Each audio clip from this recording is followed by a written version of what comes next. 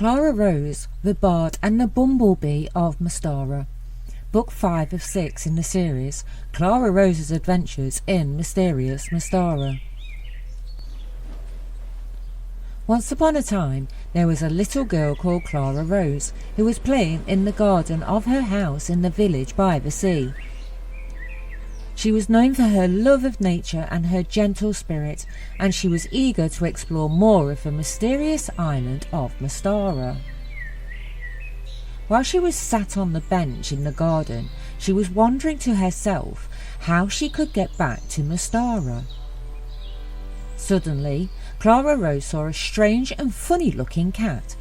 As she reached out to stroke its fluffy fur, she was suddenly transported back to the magical island of Mystara. Clara Rose was suddenly standing in a field of grass and flowers. She saw a huge bumblebee sat on top of a guitar. The Queen Bee of Mystara was in a quandary, for the bard of the mysterious island had lost his best friend, his magical singing guitar, and he was very unhappy about it. So he had asked the Queen Bee for her help to find it. The Queen Bee called upon Clara Rose for help, as she would never be able to carry the guitar back to the bard on her own. Clara agreed, and was keen to do whatever she could to help.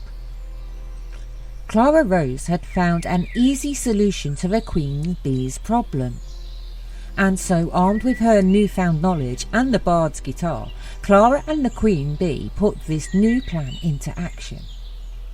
Clara Rose travelled far and wide, following the Queen Bee's guidance and listening to the wise plant's wisdom, and, using her wit and bravery, she overcame the obstacles that lay in her path. With her tracking skills and the help of the Queen Bumblebee, Clara Rose was able to find the bard, who was sitting on a bench in his flower garden. Clara Rose promptly gave him back his guitar.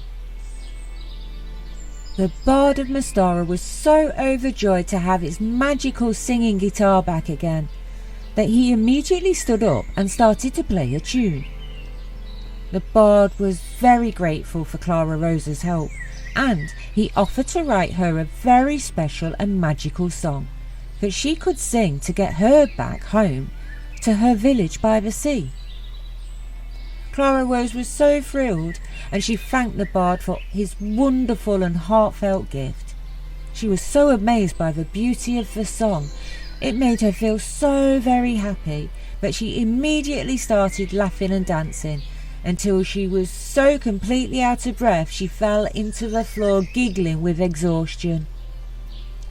Clara Rose was so happy she had not even noticed that she was back home, sat on the bench in the garden with the funny-looking cat, who was sat on her knee. She would always remember this adventure with the Queen Bumblebee and the bard, and she would always treasure her special magical song forever.